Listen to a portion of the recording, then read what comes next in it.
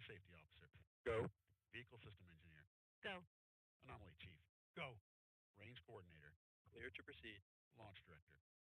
You have permission to launch. Proceeding with the count. ALC. Verify T0 is set for 071838 Zulu. Verified. Polling is complete, and the team is go for launch. From T-minus 7 minutes until liftoff, you'll hear Dylan Rice and the team performing the final steps in the countdown procedure. Several critical activities occur in the final minutes before launch, including verifying fuel tank levels and pressures in the booster and Centaur, and arming the flight termination system. At T-minus 1 minute, the Range Operations Commander confirms the range is in a green condition for launch. At T-minus 25 seconds, you'll hear Go Vulcan, Go Centaur, Go Peregrine. This is the final status check of rocket and payload readiness. At T-minus 7 seconds, Rofi sparklers will ignite, followed a second later by initiation of the launch pad water deluge system. At T-minus 3 seconds, the main engines ignite. Then, after seeing Vulcan's first ever liftoff from Slick 41, you'll begin hearing flight commentator Rob Gannon providing launch vehicle ascent data.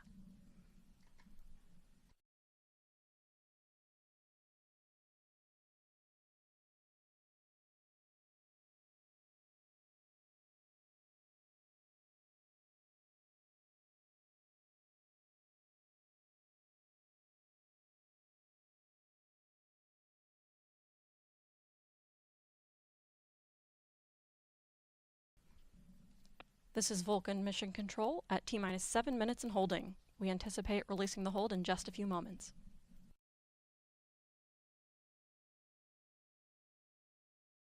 On my mark, the time will be T-minus 7 minutes and counting. 3, 2, 1, mark.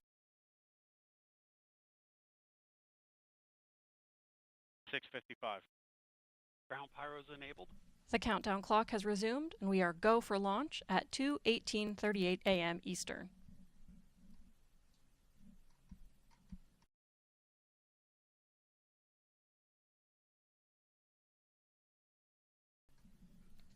After liftoff, ULA's Vulcan rocket will head east from Space Launch Complex 41. Here's a look at today's ascent.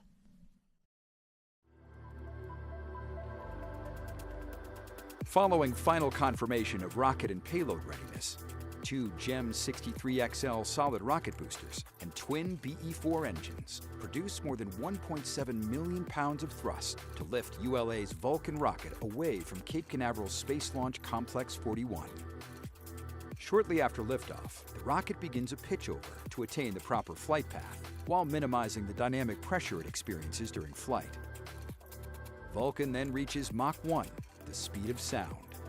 With the ability to add 2, 4, or 6 solid rocket boosters, or SRBs, Vulcan can be precisely configured to take any mission to space, from low Earth orbit to Pluto and beyond.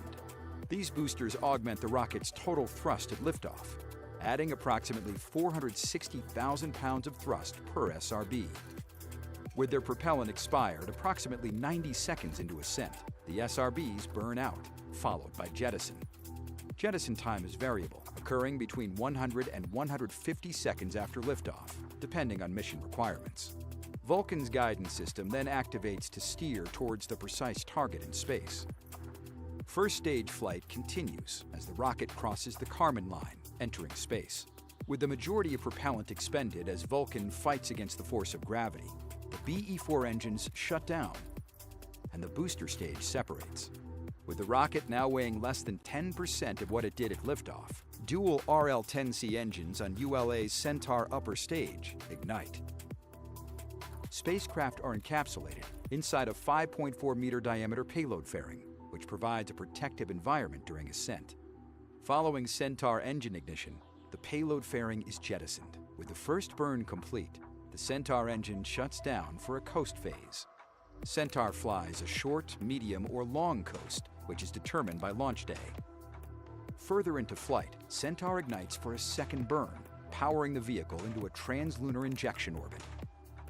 Following the second main engine cutoff, ULA Centaur places Astrobotic's Peregrine lunar lander into a highly elliptical orbit, more than 220,000 miles above Earth, where it will intercept the Moon. Following delivery of the Peregrine spacecraft, Centaur comes alive for a third and final burn to reach a heliocentric orbit around the Sun. Centaur completes the CERT-1 mission by carrying Celestis' Memorial spaceflight payload into deep space. Known as the Enterprise flight, this mission includes 234 flight capsules containing cremated remains.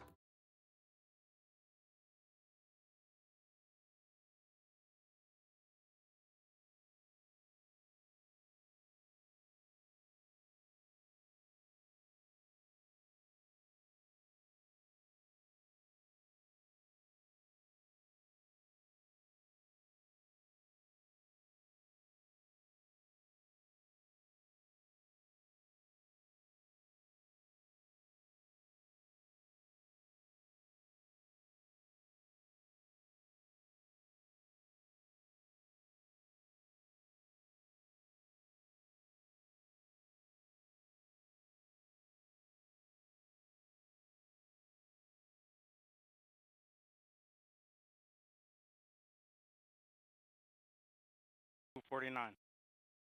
FTS internal.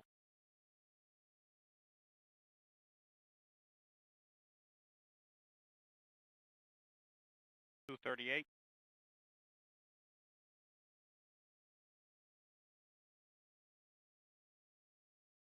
$230. CLO2 PLC started.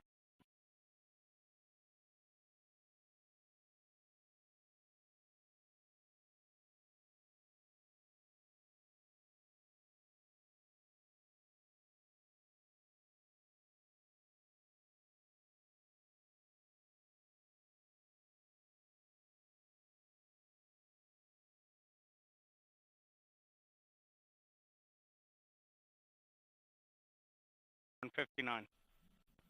Vehicle internal. T-minus 2 155. minutes. The launch vehicle, payload, ground systems, and eastern range are go for launch. For those of you just joining, I'm Amanda Sterling, and I'm your host for today's live coverage of the inaugural VULCAN rocket launch. The team is not working any issues, and we're on track for an on-time liftoff at 2:18:38 a.m. Eastern Time. FCS armed.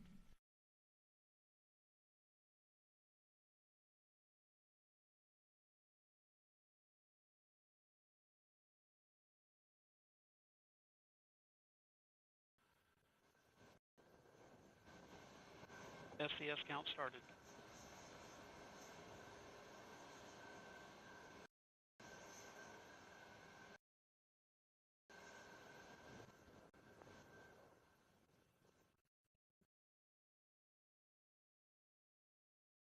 One minute. T-minus Rock, 1 report minute. Range status. Range green.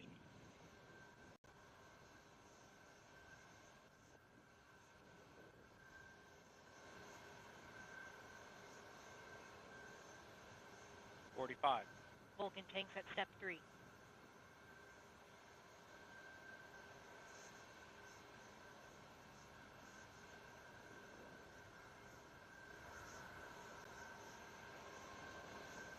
$30. BE4 start box, go.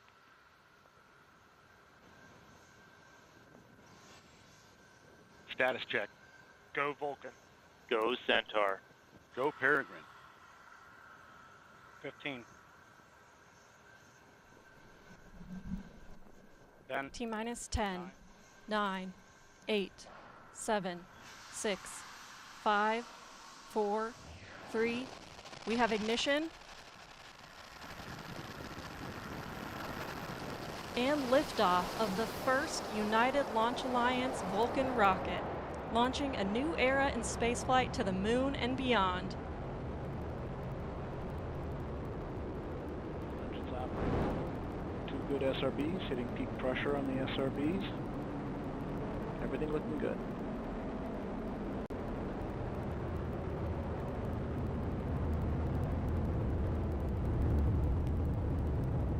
And we've got pitching our programs in, coming into normal rates for that event. We have good hydraulic pressure on both engines, good chamber pressure on both engines, everything looking good.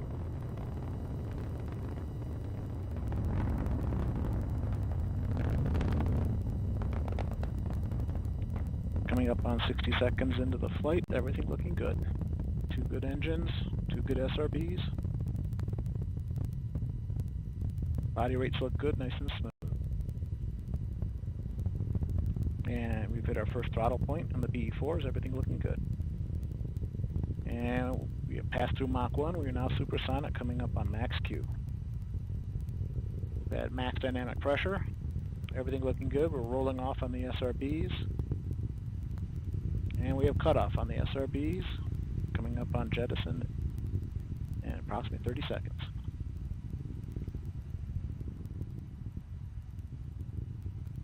"15 seconds to SRB jet, BE4s continue to operate nominally.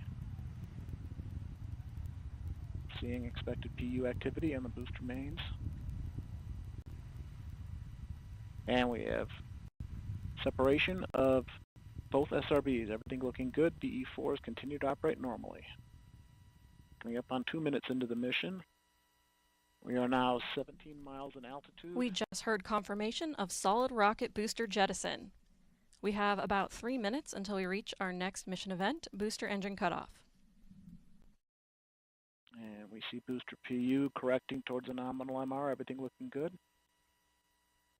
Both engines continue to burn normally.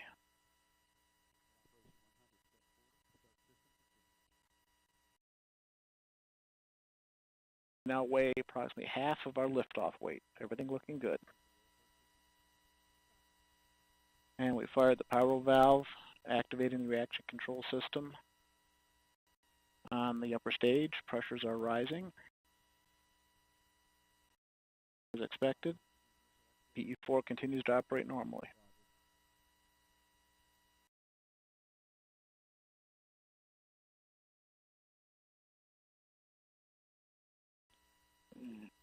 Vehicles continue to fly down the center of the range track, everything looking good. 33 miles in altitude, 52 miles downrange, traveling at 4,000 miles per hour.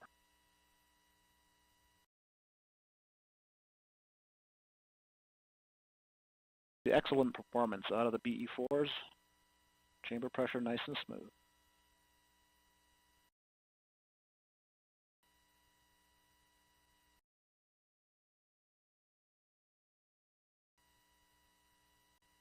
Vehicle steadily accelerating, a little over 2 Gs at this time. Good body rates. Nice and smooth operation of the booster. 47 miles in altitude, 95 miles downrange at 5,500 miles per hour. Engines continue to burn normally, everything looking good.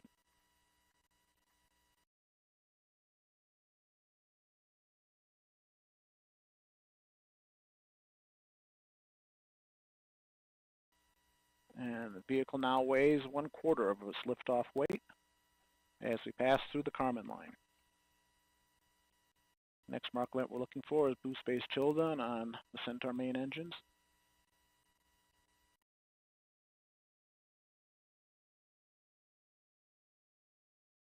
Booster mains continue to operate normally.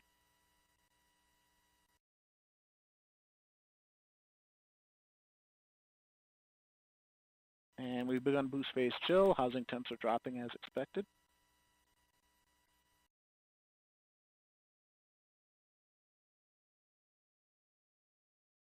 Up to the end of boost phase, approximately 10 seconds to BECO. Throttle down in preparation for BECO. We've completed boost phase chill down, and we have cutoff. Coming up on Vulcan Centaur separation. We have Vulcan Centaur separation. Everything looking good. Coming up on the Centaur phase.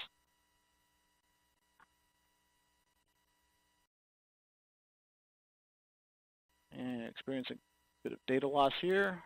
We've recovered the data.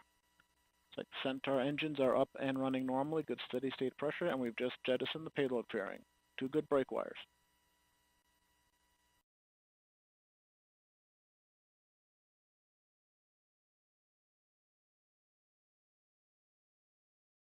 Good steady state operating levels on the Centaur mains. 2 good engines. Gone to open loop control on Centaur PU. This is Vulcan Mission Control at T plus 5 minutes 57 seconds. We just heard flight commentator Rob Gannon confirm the successful completion of the early phase of today's flight, and all systems continue to operate nominally. Our next event, main engine cutoff, will occur in about 10 minutes. While we wait, I'm joined by Amanda Bicchetti, ULA Director of Vehicle Upgrades. Amanda, thank you so much for joining us, and I know it's still early, but congratulations. Thank you. You as well. This is amazing. How did it feel to watch the Vulcan rocket lift off for the first time? Oh, just absolutely amazing. I didn't expect it to be the way it was. It just, my heart is still pounding. It was excellent, and just I'm so proud of all the work that the team did to get where we are today. Absolutely, and developing a new rocket is an enormous endeavor of which you were a huge part. Again, we're still early, but how do you imagine the whole Vulcan team is feeling right now? I feel like they have to be the same way, you know, smile ear to ear. I know the team is at all our sites, friends and family. They've been supporting us for many years to get to where we are, so I'm sure they are jumping up and down just like me. It's been amazing. How is the Vulcan rocket going to change the industry? Yeah, that's a great question. So Vulcan is very much based on our heritage rockets, the Delta IV and Atlas V vehicles, but we've brought in a lot of new innovation and capabilities that are going to allow us to even better support our warfighters, exploration, as well as connecting the world. And the great thing about Vulcan is it's highly versatile, meaning we can use that vehicle to do anything we want, allows for affordability for anybody who needs access to space. Absolutely. And so this is the first certification flight. What are the next steps for Vulcan after this? Yeah, so with the first flight, we are well under the way from a certification perspective. We do have a second flight that we'll need to do here later this year. Once that completed, we'll have about 2 months or so of post-flight data testing, and then at that point we will be certified by the U.S. Space Force, and we will be ready to fly all of their important payloads for them. Awesome. Well, again, thank you so much for joining us, and we'll let you get back and watch the next mission Excellent. events. Congratulations again. Thanks, you too.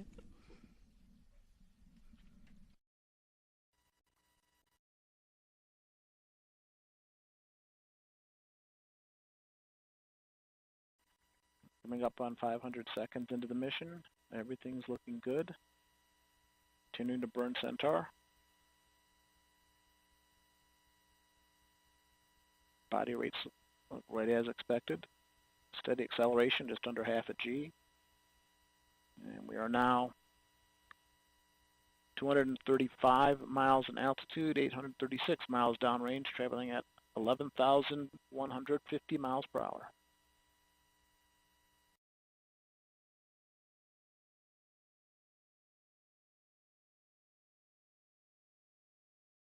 Continue to see nominal performance from Centaur.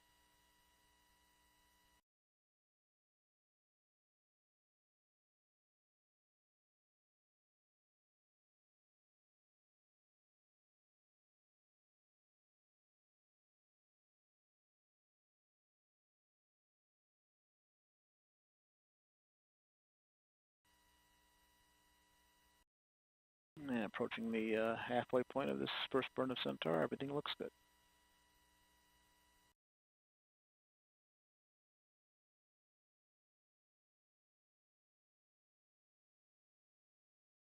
We're now 1,000 miles downrange, traveling at 11,500 miles per hour.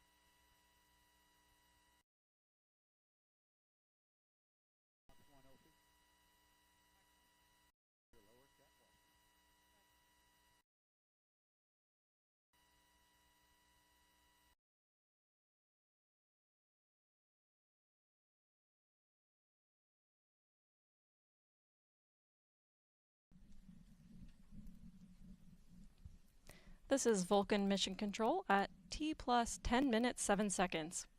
Our next event, main engine cutoff, will occur in about 5 minutes. While we wait, I'm joined by Eric Monda, part of ULA's mission design team. Eric, thanks for joining us. Hi, Amanda. Thank you for having me. Of course. So we're still pretty early in this flight today, but can you tell us how the data is looking so far? Yeah, absolutely. So I just want to say that it was so exciting. I ran outside so I could watch this thing lift off, and that was so cool after so many years of development to watch this thing fly. That was fantastic. Absolutely, I bet. Yeah. So what is the data showing us so far? Yeah, absolutely. So I've had a very quick look. Obviously, we're very early in the flight still, but I've taken a look at the SRB performance as well as the booster performance so far, and everything looks just spot on, just perfect. Fortunately, we've had a lot of these systems on Atlas and Delta for a long time, and so we've had a lot of flight data to anchor our models, and everything is lining up just like we would expect. Awesome. Yeah. So a lot of the audience has seen us switch from this live view of the launch from our rocket cam to this animated representation of the vehicle in space. Can you talk a little bit about why we make that switch and how this visual is populated? Yeah, absolutely. So when we first lift off, we have a feed directly from the cameras that are on the rocket back to the launch site here. And so with that, we can get the video feed that we need in order to provide those images. As we get further downrange and we go over the horizon, we no longer have that direct link. And so we rely on NASA's TDRS system to send telemetry from the vehicle back down to us on the ground. In that telemetry data, we get information like position and attitude and velocity, and so we use that to drive the animations you see here. Okay, so we're looking at real data, what's happening, it's just a graphic of it instead of the real thing. That's exactly right, yes. Awesome, that's really cool. So, today right now we're in the first of 3 Centaur burns. Can you talk a little bit about why we need 3 burns and how we use those 3 burns to complete our mission today? Yeah, absolutely. So the first burn performs our injection into low Earth orbit. Unfortunately, if we just continue that burn from that point in time, we wouldn't necessarily be aligned with where we need to be in order to get to the moon.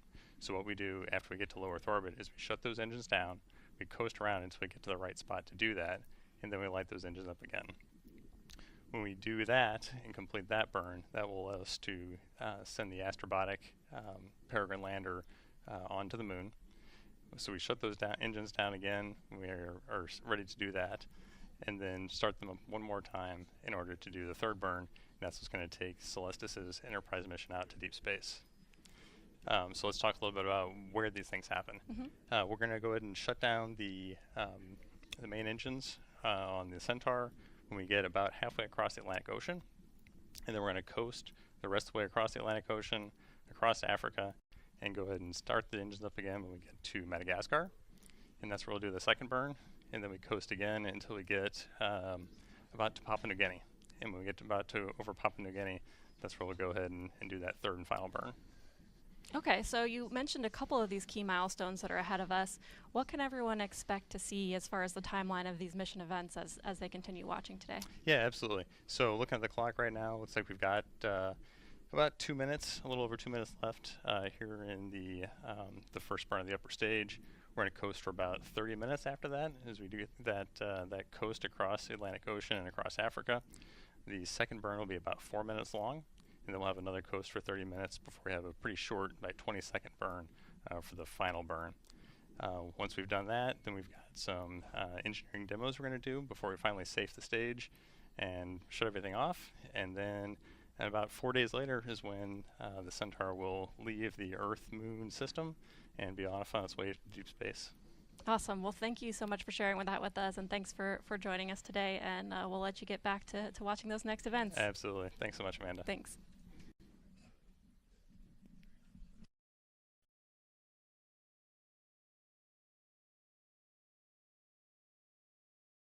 The U system is steadily making the correction down to a nominal MR.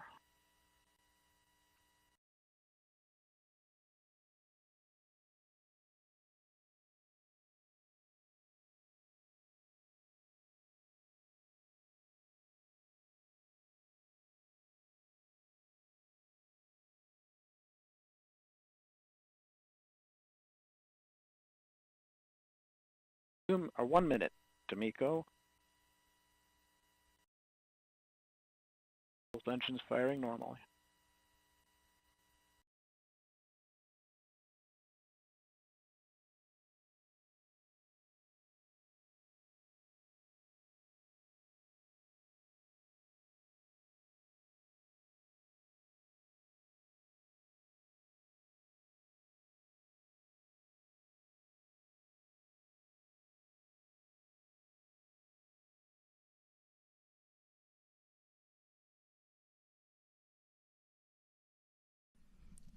This is Vulcan Mission Control at T plus 15 minutes 30 seconds. We are approaching the first main engine cutoff. Let's listen in. Coming up on MECO 1.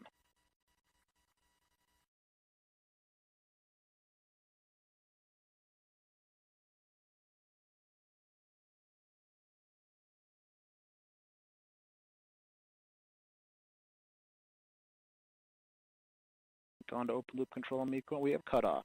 Both engines show normal shutdown signatures. We have settling established, 85% duty cycle. We are now in a 27-minute, 51-second coast duration to second burn of Centaur. This is Vulcan Mission Control at T plus 16 minutes 20 seconds. We just heard flight commentator Rob Gannon confirm successful cutoff of the first main engine, and all systems continue to operate nominally. Our next event, Main Engine Start 2, will occur in about 27 minutes. At this time, we'll pass the broadcast back to the NASA team to continue with mission coverage through the coast phase. We'll join you back in as we approach the separation of the Peregrine spacecraft. Over to you, Megan.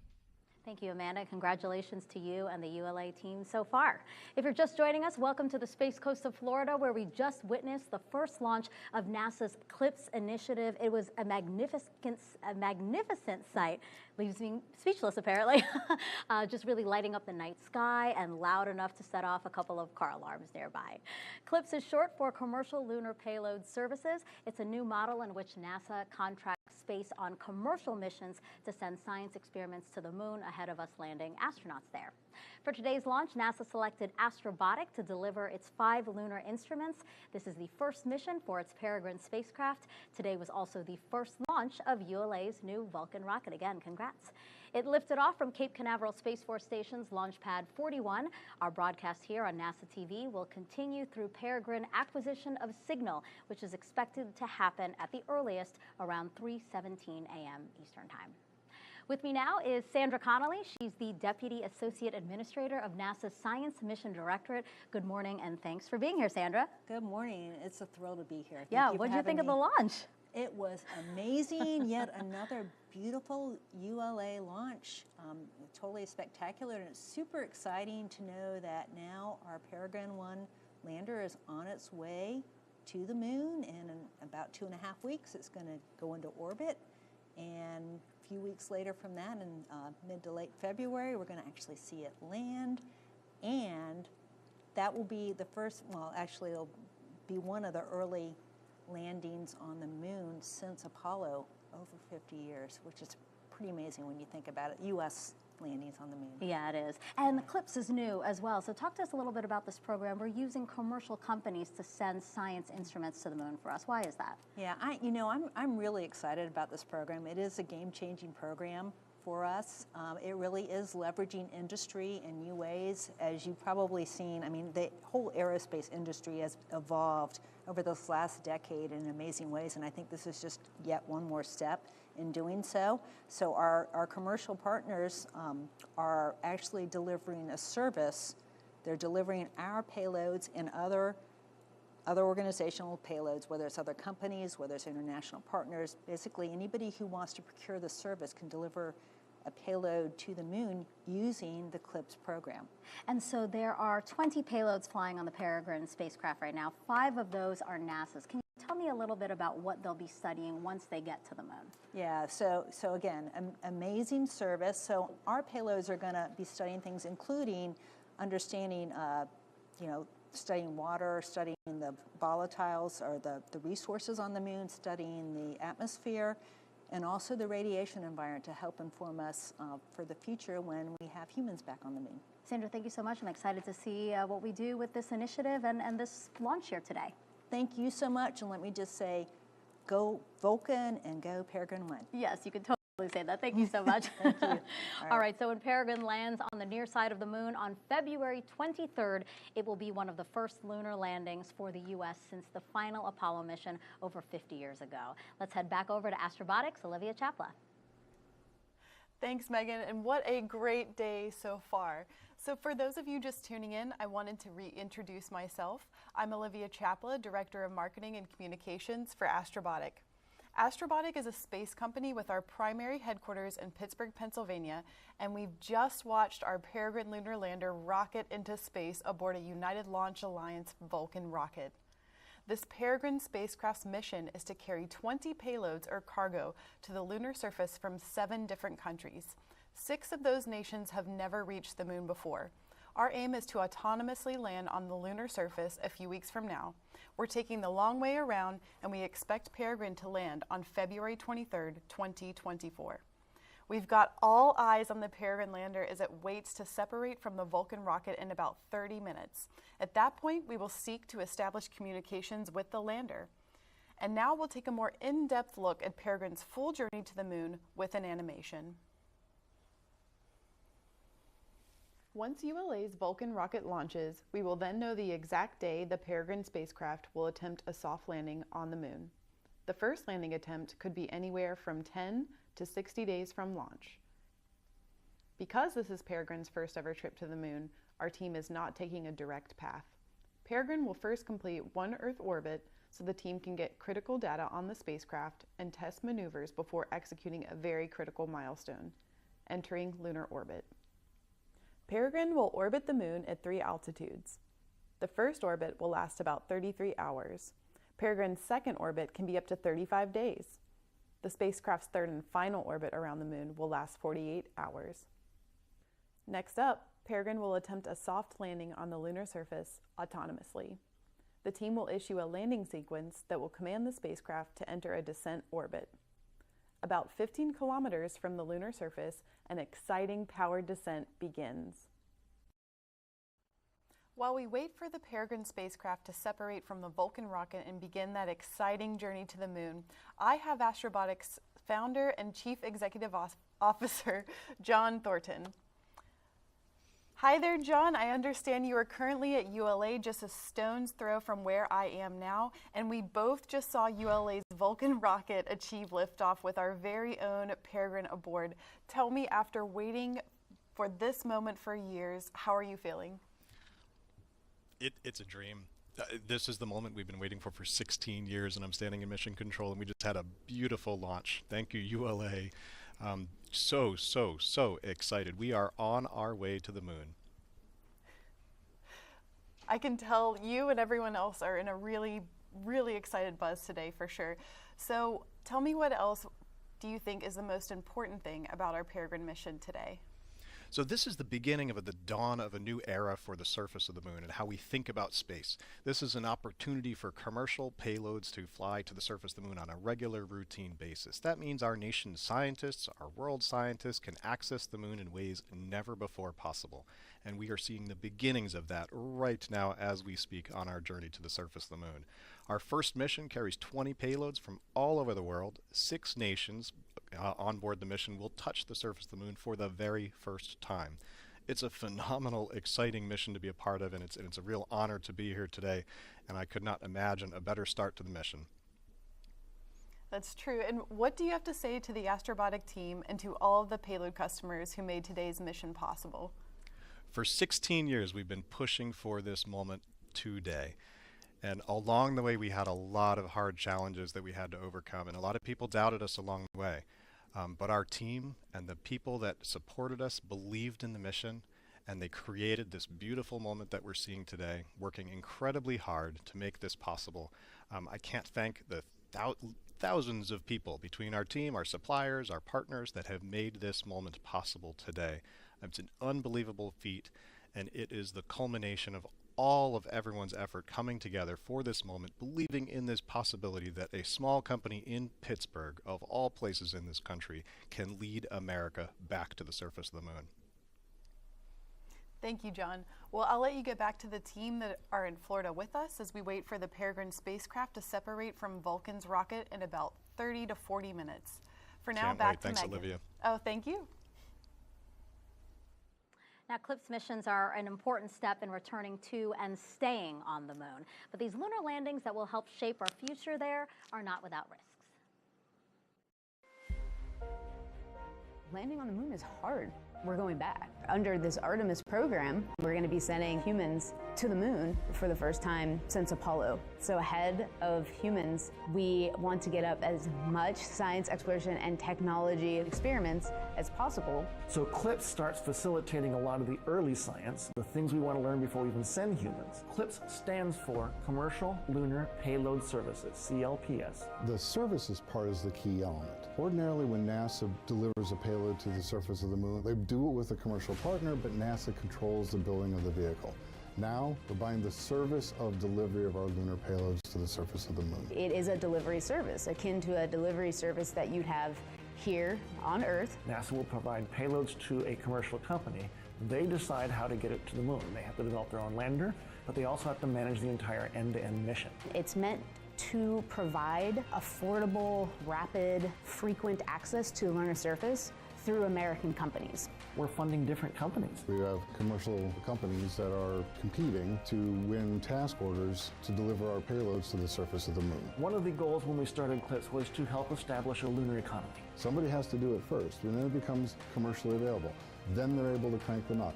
Then they're able to make it more affordable. And so the lunar surface is just the next frontier for a commercial environment. But we had to acknowledge up front, all the way through the highest levels of the agency leadership, that some of them will fail. These missions may not be as successful as a traditional NASA mission. We have accepted the risk that